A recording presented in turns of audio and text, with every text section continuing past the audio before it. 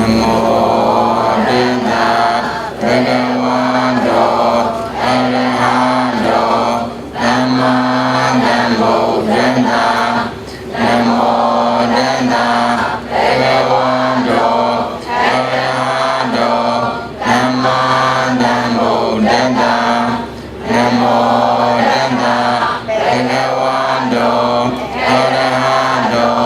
Namo Namo Buddha Oda Dara Denga Oda Denga Dara Denga Bo Miba Nuga Nebido Almigo Kupoma Baby and Yapoma Baby Jesu teacher or Dembiame Miba Jimunga Macomita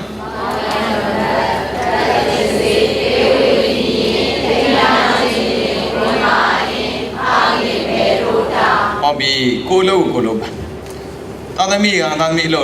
Lome, Mibaga Mibalo Lome, Dame Mibaga Tadmi Lolo, Maya, the chosen is she.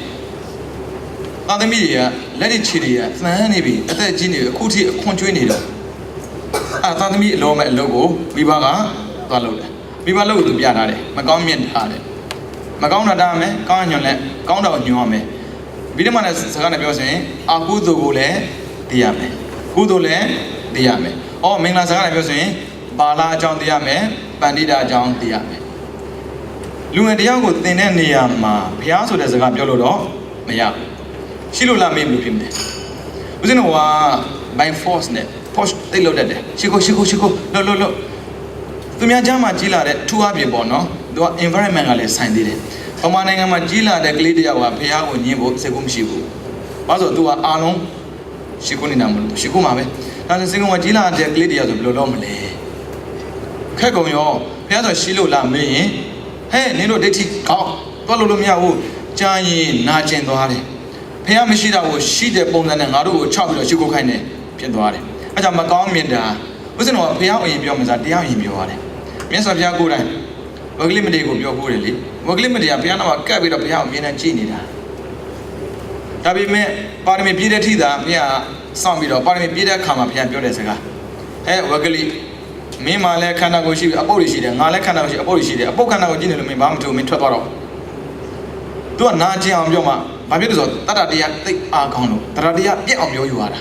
I'm a Usan of Marijallo Mobile, Taradia, Machilo Gushi on Manepiana. As of Piamishi, Diamshi going,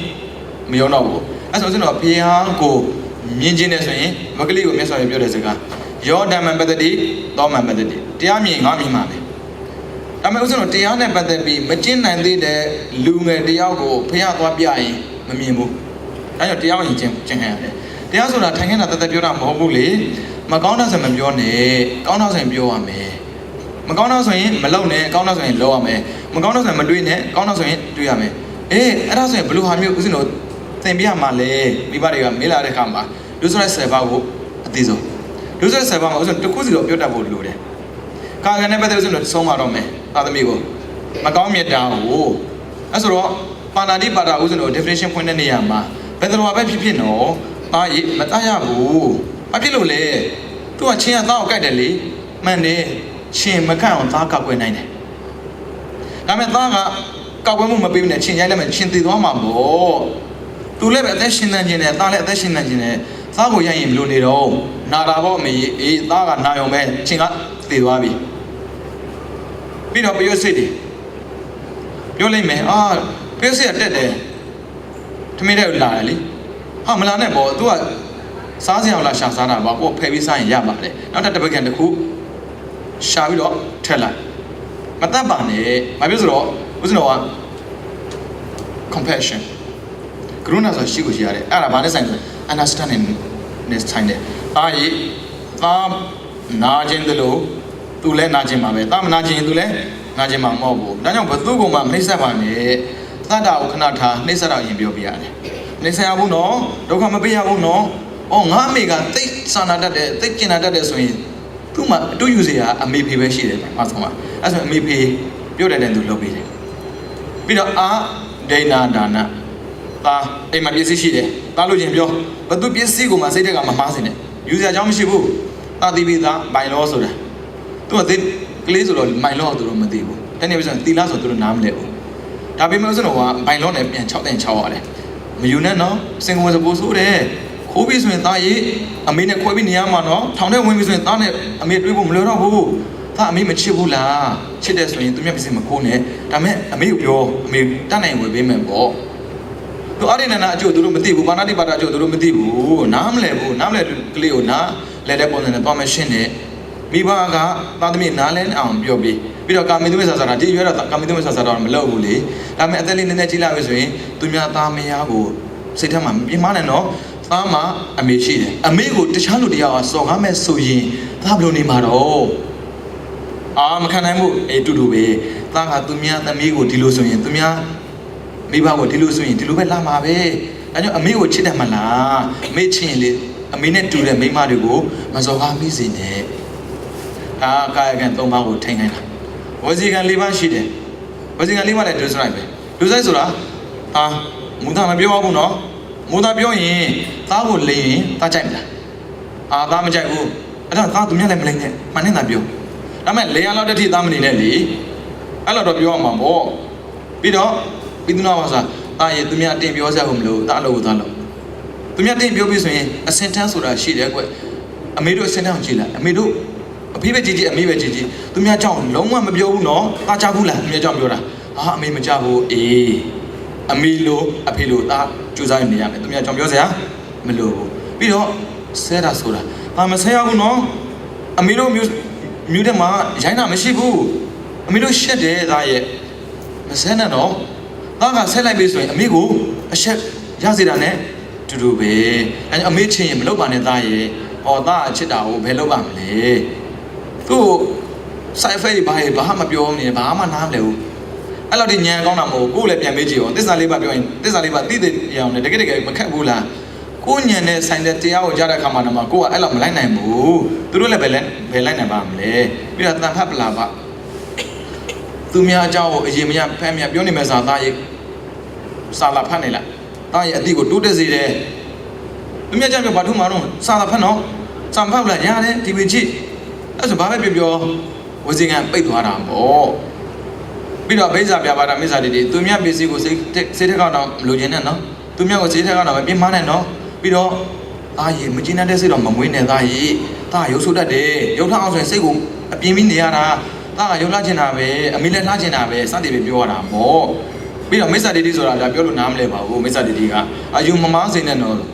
အဲ့လိုပြောတော့အယူမားတာမှန်တယ်သူမသိဘူးဒါကြောင့်သားရည်သမီးရည်တကယ်ချင်းတွေကြည့်ပါတခါကျရင်တချို့ကပြောတာကိုကပြောတတ်တယ်နော်သားသိပြီးသားသားမသိအမေကိုမေးအဖေကိုမေးရှောင်းမလုံးနဲ့အဲ့လိုပြောရမှာအခုကဘာမှမပြောဘူးကြောင်းပို့လိုက်တယ်မိဘစီကမကြောက်ဘူးတဲ့စကားသူများစီကကြားရင်အထင်ကြီးသွားတယ်အဲ့သူတို့စကားပဲကိုကတဖြည်းဖြည်းနဲ့လိုက်နဲ့မိဘပြောတဲ့စကားစိတ်ဝင်စားတော့သားရဲ့ပြောတာနဲ့ဖျက်ရှိဖို့မရှိဘူးဘာဖြစ်လဲဖျက်ရှိလို့လားတရားကိုယဉ်ကျင်းအောင်သင်ပေးရတယ်ယဉ်ကျင်းလာတဲ့အခါမှာအမေဒီစကားဘယ်သူပြောတာမဟုတ်လို့လဲအမေပြောတာတော့မဟုတ်ဘူးပဲအမေတို့ကိုယ်ကွယ်နေတယ်ဘုရားဆိုရှိလို့လားသားကြီးဘုရားမရှိဘူးသားကဘာကြောင့်ပြောနိုင်တာလဲမမြင်လို့ပေါ့ဒါဆိုရင်သားစိတ်ဆိုတာရှိလားမေ့ကြည့်လိုက် mind and matter mind စိတ်ဆိုတာရှိလားဆိုရှိတာပေါ့သားမြင်လို့လားမမြင်ဘူးဒါကြောင့်သားဘုရားမြင်သားလူကောင်းတရားပြောင်းတော့ကြိုးစားပြီးနေရမယ်မိဘရှိမှကောင်းမယ်အစားမိဘမရှိပဲကောင်းအောင်တော့ကြိုးစားမှာပေါ့ဘုရားရှိလို့ဦးဇင်းတို့လူကောင်းဖြစ်တာမှမဟုတ်ပဲနဲ့ဘုရားရှိခြင်းမရှိခြင်းလူကောင်းဖြစ်အောင်ဦးဇင်းတို့ကြိုးစားမှာဟုတ်ဘုရားကိုကိုယ်ကွယ်နေလို့လူကောင်းဖြစ်မယ်ဆိုရင်ဦးဇင်းတို့ကဘုရားမရှိတဲ့အချိန်မှာဦးဇင်းတို့ငရဲမှာပဲနေရတော့မှာလားပြန်စဉ်းစားဖို့ပြောတာလူနဲ့ပြမဆိုတာအားလုံးတော့ chance ပေးထားပြီးသားဘုရားကိုယ်ကွယ်လို့ရတာမဟုတ်ဘူးဘာလာမဖြစ်ပန္တိတဖြစ်လို့လူနဲ့ပြမဖြစ်တာအဲ့ဒီမှာပန္တိတဦးဇင်းတို့ကဝိပဿနာလေးထက်လိုက်လို့နိဗ္ဗာန်ဆိုတဲ့စကားဦးဇင်းကြားခွင့်ရတာဒါပေမဲ့နိဗ္ဗာန်တွေမပြောပါနဲ့အအောင်ကလေးတွေကိုဒါကြောင့်မကောင်းမြတ်တာမကောင်းတာကိုတားမယ်တားပြီဆိုရင်သူကလှုပ်ချင်တယ်ဒါဆိုရင်ဘာလို့မှလဲလူအပ်တဲ့ပုဂ္ဂိုလ်ကိုကိုညင်လိုက်စသည်ဖြင့်ခွင့်လည်းပေးရသေးတယ်အဲ့ဒါမကောင်းမြတ်တာကောင်းအောင်ညွှန်လိုက်ပဲပြီးတော့အတတ်သင်စေမှာဦးဇင်းတတိထားဖို့ကသာသမီတွေတတ်ချင်တာကိုပဲကိုကနေတော့လမ်းပြပေးရတယ်ကိုဖြစ်ချင်တာကိုသာသမီကိုမလုပ်ခိုင်းရဘူး။အမကြီးမှာအဲ့အကျင့်ကခုတည်းမပြောင်းဘူး။6ဘာသာကိုလူရအောင်လုပ်ပြီးပြန်မေးကြည့်လိုက်အမေရောရလား အမေရဒါမှန်တယ်အမေလို့သားမတော်ဘူးရချင်မှာရမှာဒီမန်သိမများပါနဲ့သူကငယ်လွန်းပါတယ်ကိုအသက်ကြီးတဲ့ပုဂ္ဂိုလ်တော်မှဒီမန်တန်ကိုမခံနိုင်ရင်ကလေးကရောခံနိုင်မှာမလားမိဘတွေကသိတောင်းဆိုတာပဲမန်လေးတင်တဲ့လောက်တော့အဲ့မှာလာကြတော့တယ်အမေရဲ့အဖေရဲ့တားတယောက်တယ်ရှင်များကြီးသားဂုံလူသုံးပါးသားပဲပါလို့ဟေးသုံးပါးသားပဲပါတော့သုံးပါးသားကြီးတောင်ပါတာမကြတာနဲ့ဆိုင်ရင်တော်တာပေါ့ကြည်ပြီးပြောဖို့သုံးပါးသားပဲပါတယ်ဆိုရင်ကလေးကစိတ်အားငယ်သွားတာကို appreciate လုပ်ပြရမှာတပါးသားမှမပါတဲ့ပုံကိုနဲ့ဆိုင်ရင်သူအများကြီးပဲလေဩကြားတဲ့ပုံနဲ့ဆိုင်ရင်အောင်တဲ့ပုံကိုတော်တာပေါ့စိတ်တော်တာသူများဆိုရင်ဆက်တဲ့ကိုနှစ်နှစ်သုံးနှစ်ဖြေရတာတစ်နှစ်နဲ့ဖြေရတာတော်တာပေါ့ဩဒါဂုဏ်တို့မပါတဲ့သားသမီးကိုဂုဏ်တို့ပါခဲ့မဲ့ဆိုရင်အမလီသားရေသူများအောင်တော့မနဲ့ဖြေနေရတာဒါဂုဏ်တို့ပါတာဒါပို့တော်တာပေါ့ဩမိဘတွေကိုယ်တိုင်ကချီးမွမ်းဖို့ခံတဲ့သားသမီးပြဿနာလည်းမရှာဘူးစိတ်ဓာတ်လည်းမကြဘူးမဟုတ်ဘူးကိုတော့က6ပါးသားပါတယ်အခုက2ပါးသားပဲညှမ်းလိုက်တာကြာရင်မေကိုအဖေကိုမြန်းမှကြောက်နေတာဘာလို့သူပြောခံတာလေဒါကြောင့်မလုပ်ပါနဲ့သူအတက်သင်စီဆိုတာကသူတက်အောင်တာပေါ်တင်ပြရမယ်ကိုမွေးတဲ့သားပဲကိုဘာကြိုက်တဲ့သူဘာကြိုက်တယ်ဆိုတာသိရမှာပေါ့ဘုရားတို့ကိုရန်10တန်းလောက်ရောက်ပြီဆိုရင်သားရဲ့သမီးဘာကြိုက်တယ်ဆိုတာသိပြီဒါပေမဲ့ဘုံမနိုင်မှာခက်တော့ခက်တယ်အဲ့ပညာရေးက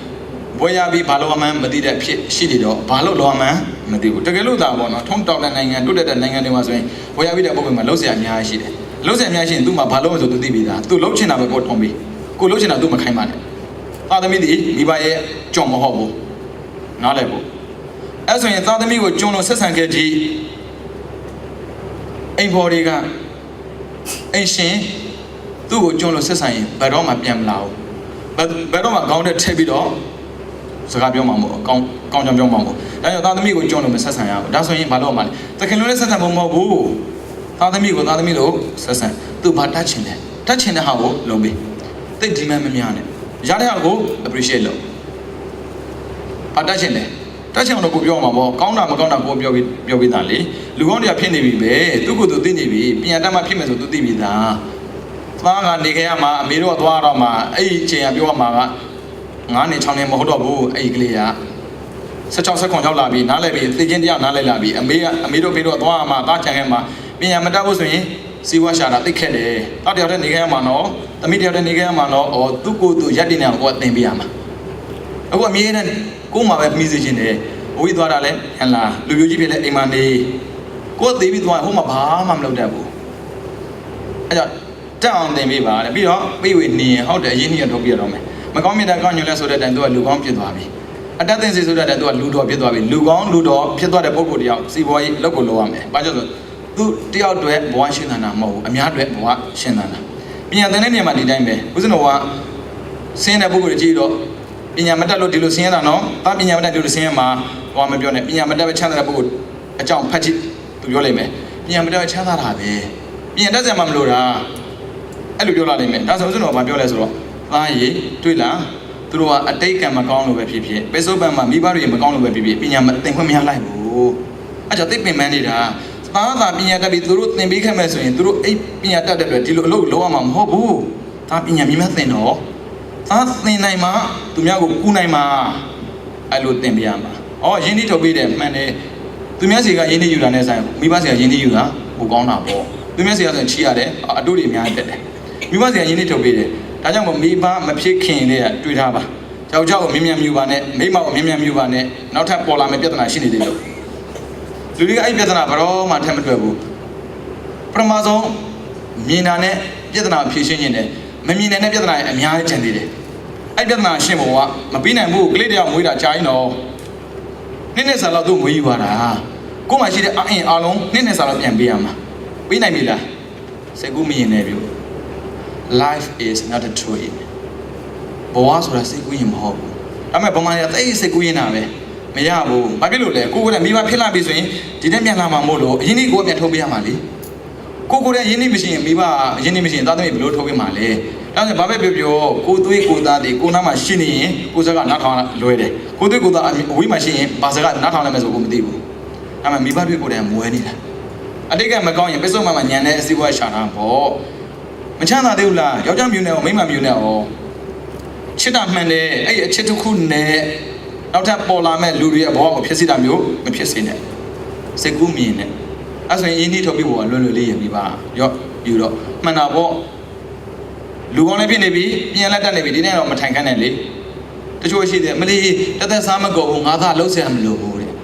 အဲ့ဒီလိုတွေးမျိုးတွေးခဲ့တဲ့အတွက်ဂရေ80ကျွဲတဲ့တထေးသားဘာဖြစ်သွားလဲမိဘဆုံးသွားတော့ထောင်စားဖြစ်သွားတာအတိတ်ကိုကြည့်ပြီးတော့အနာဂတ်အတွက်ပြင်ဆင်ထားရတယ်အချိန်မှလည်းပဲစောပန်ပါမိဘတွေကိုယ်တိုင်ကဘလောက်ပဲချမ်းသာသားသမီးလောက်တတ်မှာဒါကြောင့်ခိုင်းစားချက်ခံလိုက်ပါလောက်ရင်းနှီးထုတ်ပြီးတော့ထိမှန်ခြင်းဆိုတာကကိုကြိုက်တာယူပြီးတာပြောတာမဟုတ်ဘူးနော်ကိုကြိုက်လို့ကိုယူခဲ့ပြီးပြီသူကြိုက်တာကိုသူယူခဲ့ပြီးပါအခုမဟုတ်ဘူးကိုကြိုက်တာလည်းကိုယူခဲ့ပြီးပြီကိုကြိုက်တာနောက်ထပ်ယူခိုင်းသေးတယ်မလောက်ပါနဲ့ကိုနဲ့အိမ်မှာမဟုတ်သူနဲ့အိမ်မှာ think about it ဘာပဲပြောဦးဇင်းတော်ကကိုချင်းစာတရားသို့မဟုတ်သူဖက်ကိုပဲတွေးမှုမိဘဆိုတာသားမိကောင်းစေချင်တာမှန်တာပေါ့ဒါမဲ့ပထမဆုံးနေရာအကောင်းဆုံးသူသင်ခက်လေအကောင်းဆုံးလည်းသူသိနေပြီပညာလည်းတတ်နေပြီအရင်နေ့လည်းရှာတတ်နေပြီဆိုရင်သူတွေးပြီငါစိတ်ဆင်းရဲအောင်လုပ်တဲ့မိမမျိုးငါပေါင်းတဲ့အကြောင်းမရှိဘူးငါစိတ်ဆင်းရဲအောင်လုပ်မဲ့ယောက်ျားမျိုးငါပေါင်းတဲ့အကြောင်းမရှိဘူးဘာဖြစ်လို့ तू ကမကောင်းဒါသိတယ်ကောင်းတာကိုသိတယ်မကောင်းတာဆိုရင်ဘာပဲပြောအပယ်ကိုကြားနိုင်ဆိုတော့ तू သိပြီသားဒီမိမတရားကြောင့်ဒီယောက်ျားတရားကြောင့်ငါအပယ်တော့အကြမခံဘူးအပယ်ကြတာနောက်အေးတော့အပြည့်မခံနိုင်ဘူးကိုတော့အေးပြနေတာသူ့ပွားစီလို့အေးပြမယ်ဆိုဆင်ရမပြေဘူးလေသူရွေးပြီးသားဒါပေမဲ့လူငယ်တွေကမှားတတ်တယ်မှတ်တတ်တာမဟုတ်လို့မိဘတွေကဖွင့်ပေးရတယ်ဘာဖြစ်ဖြစ်ဦးစင်တို့ဗမာနိုင်ငံမှာ10တန်းလောက်ဆိုရင်တော်တော်ခင်ပြီပါအခုဆိုရင်တော့10တန်းမဟုတ်တော့ဘူး10တန်း9တန်းလောက်ကိုဆင်ပြေနေပြီဦးစင်ဒီအထာကကျောင်းတစ်ကျောင်းမှာစာတော့တင်တော့အဲ့မှာကျောင်းဆရာမရပြောတယ်ရှင်ပြားကလေးတွေကိုလိမ္မာရင်ကျအောင်သင်ပေးခဲ့ပါအောင်ဗျာဘာဖြစ်လို့တော့ဆိုကလေးတွေက9တန်းမရှိသေးတယ်တဲ့ကိုမထားနေကြပြီတဲ့ဟောရည်စားရနေဘောဆိုလိုတာကအဲ့ဒါမျိုးဒါကြောင့်ဟင်းဘယ်တော့မှမပေးနဲ့9တန်းလောက်ရောက်ပြီဆိုရင်10တန်းလောက်ရောက်ပြီဆိုရင်မိဘတွေကဟင်းသွားပေးတယ်အေးအမေရည်စားမထားနဲ့နော်အဲ့လိုပြောသူသိတယ်ဟာရည်စားမထားနဲ့ဆိုရည်စားထားလို့ရပါလားဟင်းသွားပေးတာကိုလိမ့်မမနေဖို့ရယ်စာကိုကြိုးစားဖို့ရယ်နောက်ကနေပြီးတော့ advice ပေးရမှာကိုဘယ်တော့မှဟင်းသွားမပေးနဲ့တကယ်လို့များလူဆိုတာတောက်လို့မရဘူးလေဗျာတဏှာရှိတဲ့တော်ဟောဗျာကိုယ်နဲ့တဏှာရှိလို့ယူထားပြီးပြီပဲဟုတ်တယ်မလားတဏှာရှိတဲ့တော်ကသူ့သူယူလာလိမ့်မယ်ဒါပေမဲ့နောက်ဘက်မှာယူမှဆိုလို့အရှိကိုယူဖို့ဖွင့်ပေးတာပြောပြီးသား self confident and open minded ကိုသားသမီးကိုယုံကြည်တဲ့ဆိုရင်ပုံမှန်လည်းဆက်ဆံပေးပါသားသမီးရင်းနေတဲ့ပုံကိုယ်တွေအိမ်ကိုပဲအိမ်မှာစားအိမ်မှာနေအိမ်မှာစားချက်များသောအပြင်မင်းနေတဲ့ပုံကိုရည်စားဖြစ်မပေါင်းဘူးရင်းနေတဲ့ပုံကမှရည်စားဖြစ်သူပေါင်းတာဒါဆိုသူအိမ်ခေါ်လာပြီဆိုကြတဲ့ဒီထဲမှာသူရွေးတော့မှာအဲ့ဆိုရင်ဘာဖြစ်ပြီးကိုမျက်စိရှိမှရှိနေတယ်ဘယ်ဟာကောင်းတယ်ဘယ်ဟာမကောင်းဆိုကိုမျက်စိမှရှိပြီးသားကလေးနဲ့လူကြီးလေဗျာကိုကလူကြီးသူကကလေးသူအချင်းတွေအားလုံးသိပြီးသားအော်ပြီသူရည်စားရတယ်မတတ်နိုင်ဘူးမယူနဲ့ပြောလို့မှမရတာရည်စားရပြီကိစ္စမရှိဘူးလားညာနေစားစားမယ်တူတူစားမယ်လူကြီးတန်းကိုလူငယ်မခံနိုင်တာမှန်ပဲဟန်လုံးနေပြောတာပါဟန်လုံးတဲ့လူတယောက်ကတကယ်မှန်ကန်တဲ့ပုဂ္ဂိုလ်ရှိမှကြာမနေနိုင်ဘူးအဲ့မှာအချိုးမပြေတာတွေ့ပြီဆိုရင်သားပြောတာပေါ့မျိုးကမပြောဘူးလေအားကြီးသားသိပြီသားဘာလာလဲသိပြီပန်တီးရလဲသိပြီပန်တီးရဆိုတာတန်တရာတခြားဖွာတဲ့ခါမှာလက်တွက်လို့အဆင်ပြေတယ်ဘာလာဆိုတာဒီပိစုံမှတော့မလွယ်ဘူးသားကြောင်မယ်ပြဿနာတော့အမေပေတို့ကြောင်အောင်မဟုတ်ဘူးသားစဉ်းစားသူ့ကိုစဉ်းစားခိုင်းရတယ်အခုကမဟုတ်ဘူးအမေဖေတို့မကြိုက်ဘူးနော်ဒါမကြိုက်ဘူးနော်အမေဖေတို့မကြိုက်မယူနဲ့ပေါ့မလုပ်ရဘူးသူ့စဉ်းစားခိုင်းရတယ်ဒါစဉ်းစားအမေဖေတို့နဲ့ဘာမှဆိုင်ဘူးအမေဖေတို့တော့မင်္ဂလာဆောင်ပေးလိုက်မှာပဲအိမ်မှာခွဲပေးလိုက်အောင်မှာဒါမဲ့မကောင်းတဲ့ပုံကိုအိမ်ပေါ်တက်လို့မရဆိုတာသားတော့သိပြီးသားဩဒါဆို तू တွေးတယ်လေတွေးတတ်ပြီးသားပဲမကောင်းမြတ်တာကောင်းနေတာမိဘကြီးကသင်ပေးပြီးသားကို तू တွေးတာပေါ့ငါအေးပြတဲ့ဖြစ်တော့မခံနိုင်ဘူးဒါပဲလို့ဆိုမဟုတ်ဘူးငါချစ်တဲ့မိဘတွေကငါ့ကိုထင်သေးတာမျိုးငါမလို့ခြင်းဘူးအဲ့ဆို तू ပြန်ရွေးတယ်လူပဲဗျာမကောင်းတာကောင်းတာသိနေတာပဲပြီးတော့ကိုကပညာနဲ့တက်နေပြီဥစ္စာလည်းရှိနေသူရွေးတော့မှာပေါ့ပညာတက်တဲ့ပုဂ္ဂိုလ်ရွေးမှာပဲဥစ္စာရှိတဲ့ပုဂ္ဂိုလ်ရွေးမှာပဲဒါပေမဲ့အကောင်းဆုံးတည်တဲ့ပုဂ္ဂိုလ်ကအကောင်းဆုံးရွေးပြီးတော့ပေါင်းမှာပဲပစ္စည်းဥစ္စာမရှိရင်နေပညာမတက်နေ ကောင်းနေပေါင်းလို့လွယ်တယ်ပြီးစေဥစားရှိပြီးတော့မကောင်းစင်ပေါင်းကသိခက်တယ်သူသိပြီသားအဲကြောင့်ထိမ်းမြချင်းဆိုတာသူယူလာတာကိုကသဘောတူပေးခြင်းယူမတတ်နိုင်ဘူးငါလည်းငါကြိုက်တာငါယူပြီးမင်းလည်းမကြိုက်တာမယူဒါပေမဲ့မှန်ကန်မှုတော့လိုတယ်ငါ့ကိုအတူယူကြည့်အမေမိဘတည်သားသမီးအတူယူစရာဖြစ်ဖို့တော့လိုတယ်ဗျစံပြဖြစ်နေရတယ်မြင်းနဲ့ကိုကထုတ်ပြလို့ရတယ်ကြည့်လိုက်အိမ်တော်ကြီးပြဿနာလည်းမရှိဘူးသားတွေ့ဘူးလားသားမိနဲ့ရဖြစ်တာတွေ့ဘူးလားမတွေ့ဘူးအေးသားကြီးလာတဲ့အခါသားမိမရပြီယောက်ျားရပြီသားတို့ရဲ့သမီးတွေသားတွေကိုဘာပုံစံပြမလဲတွေ့ခိုင်းလူကတွေးရင်ထက်လာတယ်မတွေးရင်ထုံသွားတာ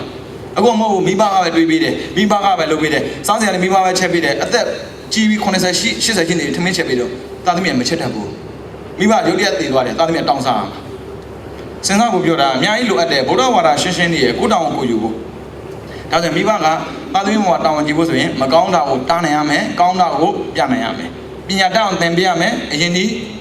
ထုတ်ပေးခဲ့ရမယ်သိကြတယ်ဘဝမှာဒုက္ခမရောက်ဘူးသားသမီးထိမှန်းချင်းတော့သူရွေးမှလေသူကြက်တယ်သူရွေးမိဘကို involve လုပ်နေတခုတော့ရှိတယ်အမေဖေးတို့ရှာပေးပါဗျာဆိုတာမတတ်နိုင်ဘူးအဲ့ဒါတော့သူက invite လုပ်ရင် involve လုပ်လို့ရတယ် invite မလုပ်ထားရင် involve မလုပ်နဲ့ကျွန်တော်တော့ဗျာမက်ဆီကန်နေသလားမသိဘူးအခုထိရှာလို့မတွေ့ဘူးဗျာအမေဖေးတို့ရှာပေးအဲ့ဒါဆိုတဲ့မျိုးရှာပေးတော့အခုကဟိုလိုရှာငါတော့မကြိုက်ဘူးနော်ဒီလိုရှာငါတော့မကြိုက်ဘူးမေးကြည့်လိုက်အမေဖေးတို့ကြိုက်သားရှာတာမဟုတ်ဘူးလို့သားကြိုက်သားရှာတာပြောတာသိစင်မပြေဘူးစင်လို့ပြောတာဘာကြောင့်လဲဆိုတော့တန်ត្រာဒုက္ခရောက်မှဆိုလို့နေနေညာညာတွေ့ကြုံတဲ့အခါမှာမကြိုက်တဲ့ပုံကိုလည်းပေါင်းအောင်ပြဿနာဆိုတာလူတိုင်းဓမ္မစစ်ကြောက်ရောက်ခွင့်သိပါတယ်အပိတန်ပြောတော့ဒုက္ခမချစ်တဲ့သူနဲ့ဘယ်တော့မှမပေးစားပါနဲ့ဒုက္ခရောက်မှဆိုလို့ဒါဘိဓမ္မာမတွေးနဲ့အောင်ကိုယ်တော်မတွေးနဲ့အောင်လူနဲ့ရုံးနေကြရလေဟောဆိုလာပြင်းနေဆိုပါတယ်ဓမ္မစစ်ကြောက်သူတို့ပဲရောက်တယ်သူတို့မလိုက်နိုင်ဘူးကိုယ်နဲ့ကြုံပြီးပြီလေငါမချစ်တဲ့သူနဲ့ယူတဲ့အတွက်ငါမှပြဿနာအများကြီးကြုံပြီးပြီဒါကြောင့်ငါသားငါသမီးလဲကြရင်ဒါမျိုးမဖြစ်စေရဘူးဟုတ်ပြီချစ်တဲ့သူနဲ့ပေါင်းတဲ့အတွက်ငါစိတ်ချမ်းသာခဲ့ပြီငါသားငါသမီးကြဒီလိုချစ်စေရမယ်ဒါမျိုးတွေးရမှာပေါ့အဲ့ဒါထိမှန်ချင်းဆိုခေါ်တယ်ပုံမှန်ကဘာယူစားပေးခြင်းဥစဉ်ကလားခြင်းမခြင်းဘူးအိန္ဒိယနိုင်ငံမှာဆိုတော့ဟုတ်တယ်အိန္ဒိယနိုင်ငံမှာဆိုမိဘပေးစားတယ်ပေးစားမှာပေါ့မိဘကတောင်းပေးရတာလေသမီးတယောက်ကိုလိုချင်တဲ့သားသူတို့နိုင်ငံမှာသမီးကတောင်းရတာပိုက်ဆံများများပေးနိုင်လေလေပညာတတ်ဥစ္စာပေါ်တဲ့သားကိုရလွယ်လေလေပဲသူကတကယ်ရောင်းလိုက်တယ်အလုံးမလို့တော့ဘူးမိမလုံးလုံးဆက်မလို့ဘူးယောက်ျားလို့တော့မိမအင်းတွင်ပုံခေါ်တယ်အင်းဒီမှာသွားကြည့်အမတဖြည်းဖြည်းနဲ့နည်းနည်းတိုးတက်လာပြောအောင်ပါယောက်ျားလည်းလုံးလုံးတယ်မိမလည်းလုံးလုံးတယ်နည်းနည်းတိုးတက်လာတဲ့ခင်မှာမွန်ဘိုင်းလောက်ဆိုတော့လုံးတယ်တချို့နေဒီမှာမလုပ်သေးဘူးမိမယူလိုက်တယ်တကယ်ကမိမကယောက်ျားကိုဝယ်လိုက်တယ်ယောက်ျားကမိမကိုအကုန်လုံးဒီစီဝိုင်းကြီးဝါနဲ့ပတ်သက်တောင်းယူရတယ်မိမကအိမ်တွင်းရင်ကိုလုံးဝတောင်းယူရတယ်ဒါကြောင့်မို့အိမ်တွင်းပုံဒါပေမဲ့ဗျာသူ့ရဲ့လွတ်လပ်မှုကိုမချုပ်ချယ်ပါနဲ့ကိုလွတ်လပ်မှုကိုချုပ်ချယ်နေကိုမကြိုက်ဘူးသူလွတ်လပ်မှုကိုချုပ်ချယ်နေကြိုက်မှာမဟုတ်ဘူးဘုရားဝါဒ freedom ကိုကြိုက်တာကိုလုပ်ခွင့်ရှိတယ်ဒါပေမဲ့သူများထိခိုက်တဲ့အရာလည်းမလုပ်နဲ့ကိုထိခိုက်တဲ့အရာမျိုးလည်းမလုပ်နဲ့အဲ့ဒါရှင်းရှင်းလေးဒါကြောင့်မိဘတွေဖြည့်မယ်ဆိုရင်သင်ပေးတာကိုအများကြီးလိုအပ်ပါတယ်ဘုရားဝါဒအများကြီးလေးလာပါတရားနာလို့လည်းဒီတော့မသိတာတော့အမှန်ပဲဒီလူတွေတရားနာခဲ့ပြီးပြီပဲဒီလောက်သိတာဆိုမသိဘူးလေဟုတ်တယ်မလားဒါဆိုရင်တော့ထိမှန်ချင်းဆိုတဲ့အတိုင်းသူတို့ကြက်တဲ့လူနဲ့ယူလိုက်ပြီဆိုဘာဖြစ်လာလဲဒါရသင်္ကဟာသားတွေသမီးတွေကိုလှုပ်ကျွေးရတယ်လို့ယောက်ျားကမိမယူရင်ယောက်ျားကျင့်ဝတ်ရှိတယ်မထီမဲ့ခင်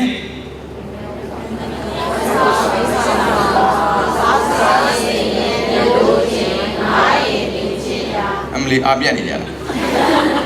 မထီမဲ့ကင်းနဲ့မထီလေးစားမဆန်းဆန်းပါနဲ့မှန်တယ်ဗျရေးစားမဖြစ်ခင်ကလေသူ့စီကအခြေချဖို့အတွက်အဆက်ကွဲခံပြီးလိုက်ရတာဒူထောက်ဆယ်ထောက်တာပဲအကောင်လောက်တယ်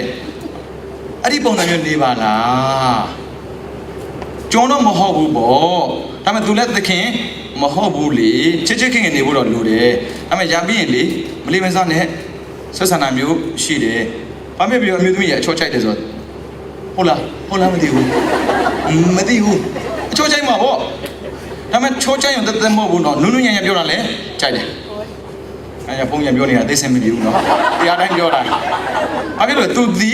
တဏှာနဲ့ရှင်တန်တဲ့လူမလို့တဏှာကနုညံ့တယ် ဒေါသကကျန်တယ်တဏှာကဒေါသမကြိုက်ဘူးဒေါသကတဏှာမကြိုက်ဘူးအဲ့နှစ်ခုက conflict ဆန့်ကျင်ပဲဒါကြောင့်မို့သူတဏှာရှိတဲ့သဘောကိုတဏှာနဲ့ပြန်ပြီးဖြာရအောင်ရတယ်ဒါဆိုရင်စကားလေးလူညံ့ဖို့လိုတယ်အဲ့တော့စင်မပြေဘူးပြောတာဟုတ်တယ်မလားဟုတ်မဟုတ်တက္ကမရေမေးကြည့်လိုက်လူညံ့တဲ့စကားမကြားချင်ဘူးလားမဟုတ်ဘူးတွေ့တာဒီလိုလေးမျိုးအဲကြောင့်မထီလေးစားမလုပ်ပါနဲ့တဲ့ပြီးတော့အနှင်းဥစ္စာတဲ့ဥစ္စာဖြိုးစပုတ်ကယောက်ျားတွေကသမင်းချက်တာသူကမချက်တတ်ဘူးလေဟင်းတစ်ခွက်ချင်းနင်းကဒီနေ့လာလဲဘဲဝင်ဒီနေ့လာလဲဘဲဝင်သူကဘဲဝင်မြင်တာဘဲဝင်နောက်မှရှိနေတာ तू မမြင်ဘူးစေသူမြင်လားအော်ဘဲဦးကိုယောက်ျားဆိုတော့ဘာပဲဖြစ်ဖြစ်လေဖြင်းကြီးသေးတယ်ထက်ချင်းသေးတယ်ဖြင်းကြီးလေးတန်ဖို့ तू သိတာဖြင်းကြီးလေးတစ်လုံးဝယ်လို့ရလားတစ်လုံးဝယ်လို့မရဘဲဦးတစ်လုံးဝယ်လို့မရဘူးလေအော် तू ပြီးတဲ့ပိုက်ဆံနည်းနည်းလေးပြီးနည်းနည်းလေးပဲစားအောင်မြင်မြပြီးမြင်မြစားအောင်ဟာမြေသမီးဟန်ကြ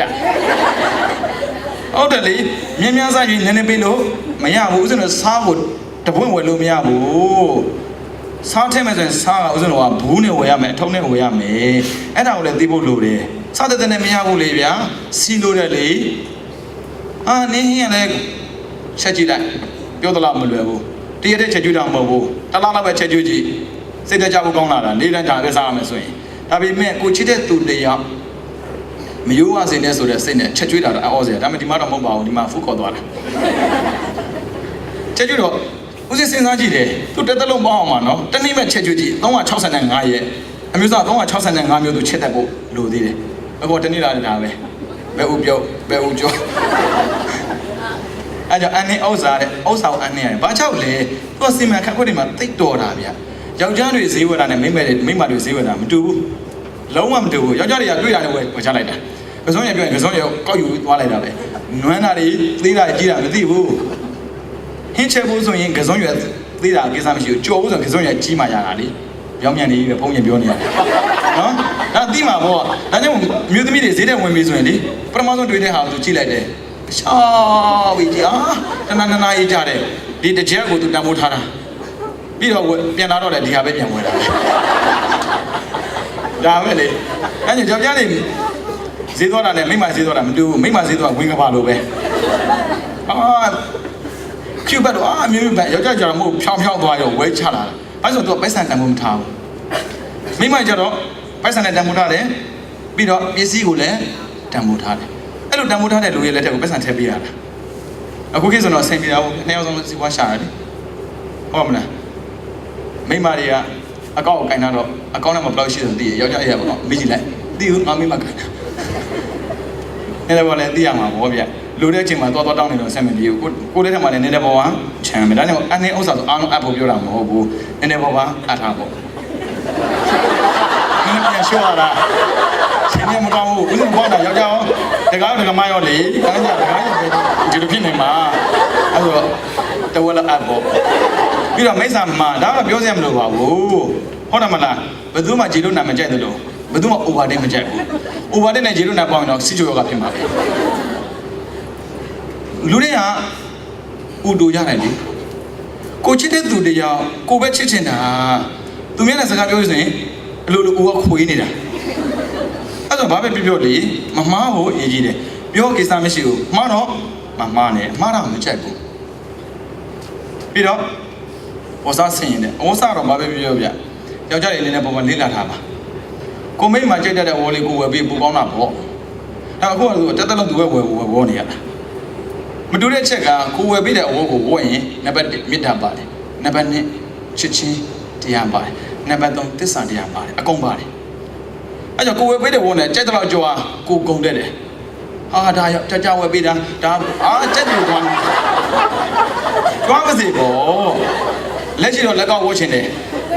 လက်ချောင်းလေးရှိတော့လက်စောဝှချင်တယ်နားရှိတော့ငကဝှချင်တယ်ကြိုက်တာတော့ဝယ်ပေးတာအဲ့ဒါငွေစုထားတာပဲဒီစေးပဲကြက်တဲ့ချင်းချွတ်တောင်းလို့ရတယ်ကိုလေးမှချင်းပတ်စံကုန်နေဦးမှာလေသူ့သာပေးတာသူ့မှရှိတဲ့ပစ္စည်းကိုပစ္စည်းပဲပေါ့ရှင်မရမသိမနဲ့ရှောက်ပြောနေဒီရောပေးလိုက်တဲ့ပစ္စည်းတစ်ခါမှပြန်မရမဟုတ်လေဗျာသူ့ဘက်ကိုကတော့ကြည့်ရမှာပေါ့ပြောပြီးသားလေ interpersonal skill သူ့ဘက်ကိုပဲကြည့်ရမှာပေါ့ယောက်ျားရဲ့လိုအပ်ချက်ရှိလာပြီဆိုရင်သိကြတဲ့မိန်းမမရှိတဲ့ပစ္စည်းတွေထုခွဲရောက်ဖို့ဝန်မလေးဘူး ပိုက်ဆံစူးထားတာလည်းပေါ့ဘန်မှာတော့အရင်မတိကြဘူးမိမအန်တိုင်းသိကြတယ်အဲ့ပြန်ကိုမထွက်လို့ဟုတ်တယ်မလားတော့ပြန်မထွက်ဘူးအလှခံဘုံတဲ့ကိုရောက်သွားတယ်ပိုက်ဆံလိုပဲတဲ့ပြန်ထွက်မလာဘူးဒါကြောင့်မို့ပြန်ထွက်မလာတော့စိတ်ချရတာပေါ့ကိုအိုတဲ့ချိန်နားတဲ့ချိန်မှာအေးဆေးပဲအဲ့ဒါကိုထုတ်သုံးတာဒါကြောင့်မို့မိမတွေကိုဝါစားတွေဝယ်ပေးတာဝါစားဆိုဝတ်တက်မဟုတ်ဘူးနော်ဒါလည်းပါတယ်